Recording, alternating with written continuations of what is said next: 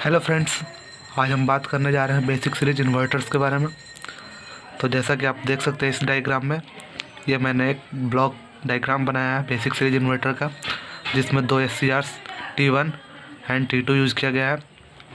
यहाँ पे एक BS सोर्स है जो हमारा DC सोर्स होगा, जो हमें सप्लाई प्रोवाइड करेगा, और इसके पैरेलल अक्रॉस मैंने एक अंडर डैम्प्ड RLC लोड लगाया है, जिसमें L, C and R parameter लगाया। L इंडक्टर के क्रॉस वोल्टेज VL है विथ पोलैरिटीज प्लस माइनस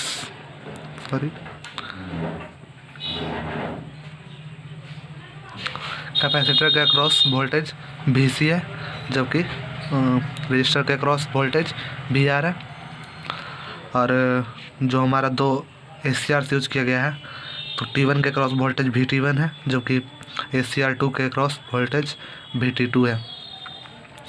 अब अगर बात करें इसके इसके ऑपरेशन की, तो इसके ऑपरेशन को जो है डिफरेंट मोड्स में डिवाइड किया गया है।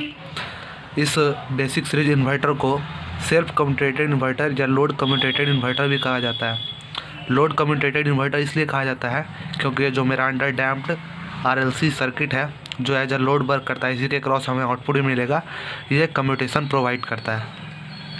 और ये इन्वर्टर जो है 200 हर्ट्ज से 200 हर्ट्ज टू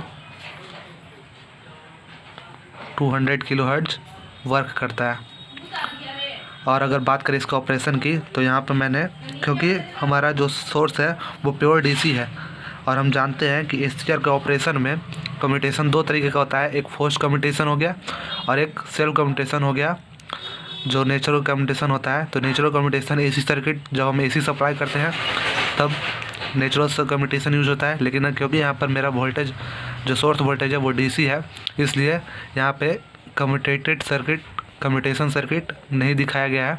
जबकि इसके लिए कम्यूटेशन सर्किट जो गेट टर्मिनल है, इन दोनों के गेट टर्मिनल के लिए एक कम्यूटेशन सर्किट होगा। तो बात करें अगर फर्स्ट ऑफ मोड की, तो डिफरेंट मोड्स में अगर फर्स्ट मोड की बात करें, तो जब यहाँ से सप्लाई प्रोवाइड किया जाता है और गेट को ट्रिगर्ड किया जाता है, जब इस T1 के एक पहले दफ़ा T1 के गेट को ट्रिगर्ड किया जाता है और T2 को उस टाइम ऑफ रखा जाता है, तो उस टाइम क्या होता है कि यहाँ से जो है पॉजिटिव करंट ये फ्लो करना स्टार्ट होता है। और यहाँ पे जो है मेरा SCR1 जो होता है वो एक क्लोज स्विच की तरह वर्क करता है, और करंट जो है इस डायरेक्शन में लोड के थ्रू मूव करता है। ये करंट जो है SCR के थ्रू जाता है, और उसके बाद यहाँ इंडक्टर से VC में जो है शुरू में एट स्टार्टिंग कुछ निगेटिव वोल्टेज रहता है, और जब ये प्रोवाइड किया जाता है सोर्स वोल्टेज, तो ये फुल्ली चार्ज होता है, जो एक VCO प्लस VS तक फुल्ली चार्ज होता है। और हम जानते हैं कि जैसे जैसे कैपेसिटर चार्ज होता है, वैसे वैसे यहाँ जो है मेरा सेम अमाउंट के साथ इंडक्टर के क्रॉस वोल्टेज जो है रिड्यूस होगा, और इस तरीके से करंट जो है हमारा फ्लो करेगा।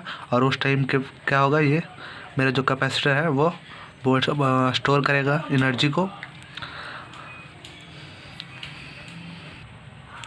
इस टाइम पे हमारा लोड वोल्टेज और लोड करंट दोनों पॉजिटिव होता है। अगर बात करें इसके वेव फॉर्म की, तो ये IG1 हुआ, ये IG2 हुआ। जब यहाँ गेट पल्स दिया जाता है, तो उस टाइम पे मेरा आउटपुट करंट पॉजिटिव होता है, और वह हमें अंडर डैम्प्ड RLC लोड के क्रॉस मिलेगा। ये हमारा करंट हो गया। अगर बात करें हम कैपेसिटर वोल्टेज की, तो वो एट स्टार्ट कुछ निगेटिव वैल्यू में रहेगा, जो मान लिया वो VCO था निगेटिव वोल्टेज, वो वहाँ से चार्ज होना स्टार्ट करेगा, और ये चार्ज होके VCO प्लस VS वैल्यू तक जाएगा।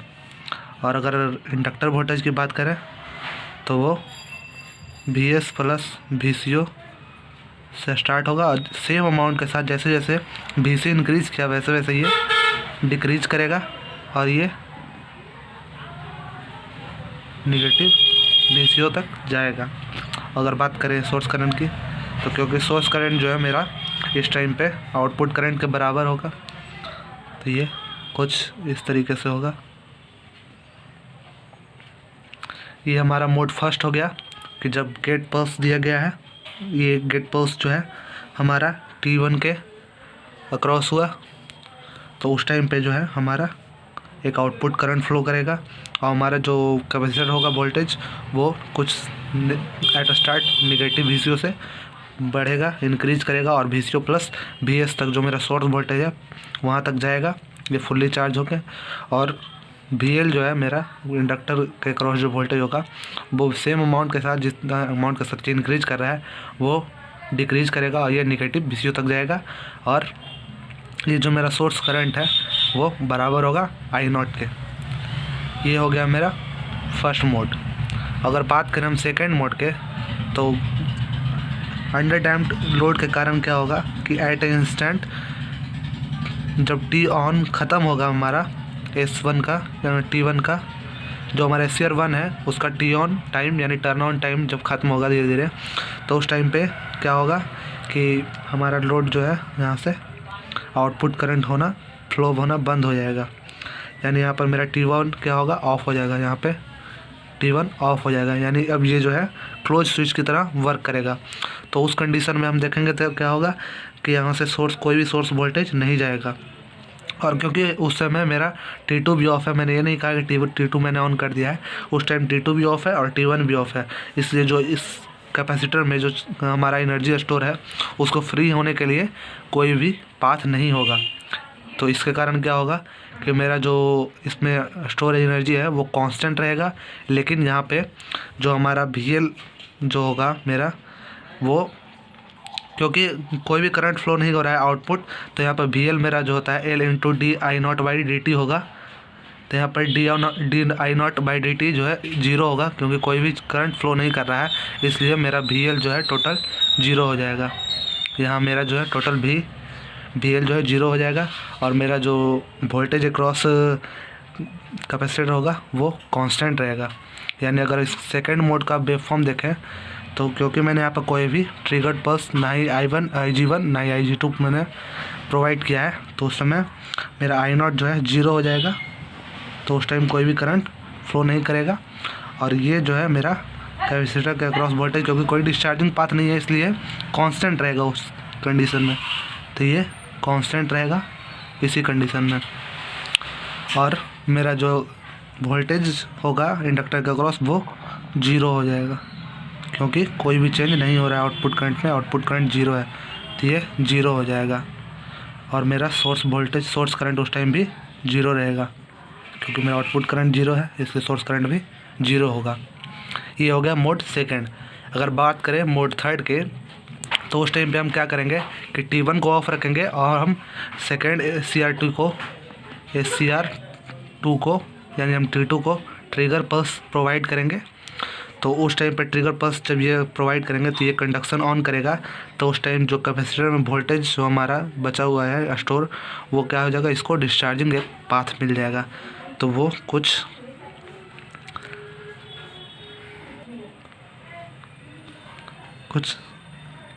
इस पॉजिटिव टू नेगेटिव कुछ इस तरीके से करंट हमारा फ्लो करेगा।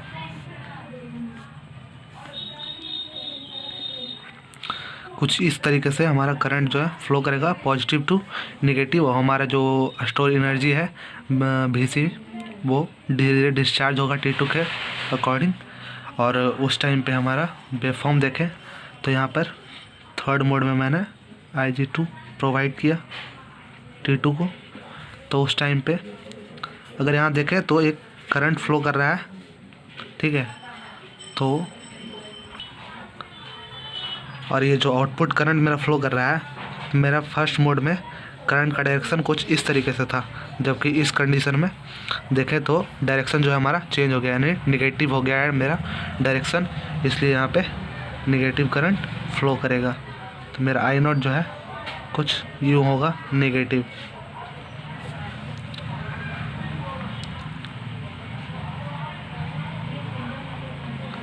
और क्योंकि यहाँ पर ये डिस्चार्ज हो रहा है मेरा, क्योंकि यहाँ पर सप्लाई वोल्टेज के कारण नहीं फ्लो हो रहा है, क्योंकि हम देखें अगर यहाँ पे तो मेरा T1 ऑफ है, इसलिए यहाँ से कोई भी करंट, यहीं से कोई भी वोल्टेज यहाँ पर हमारे इधर इस लूप में नहीं हो रहा है प्रोवाइड, इसलिए यहाँ पर VS जो है मेरा 0 है, क्योंकि ये T1 ऑफ है। और यहाँ पर करंट जो है मेरा ये अंडर डैम्प्ड लोड जो है वो प्रोवाइड कर रहा है, इसलिए यहाँ पे ये डिस्चार्ज होगा VS, और ये VS डिस्चार्ज होकर वापस निगेटिव VCO तक जाएगा।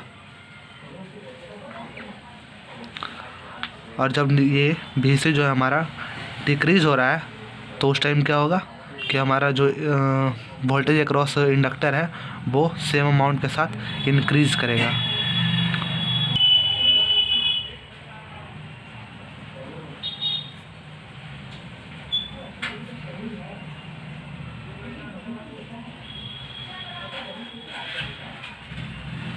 ये इंक्रीज़ करेगा और ये VS प्लस VCO तक जाएगा।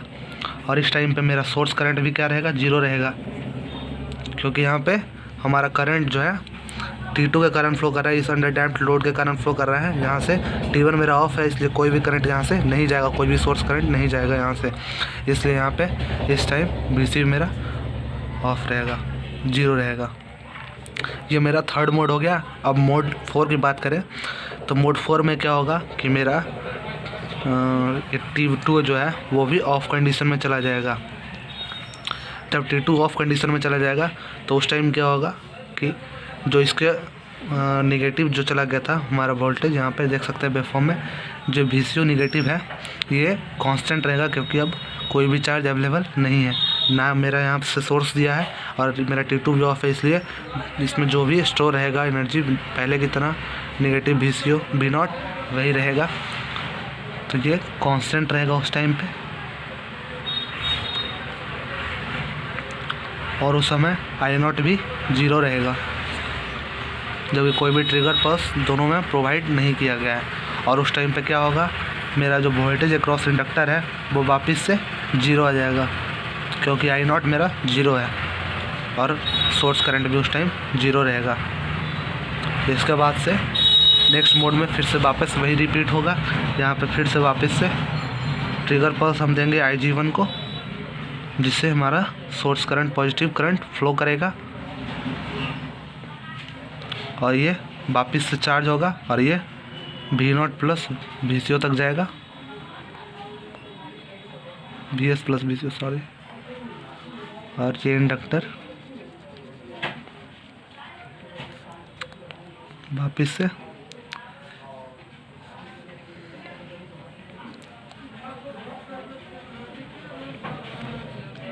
इंक्रीज़ कर रहा है तो ये डिक्रीज़ करेगा और मेरा IS जो है उस टाइम पे फ्लो होगा।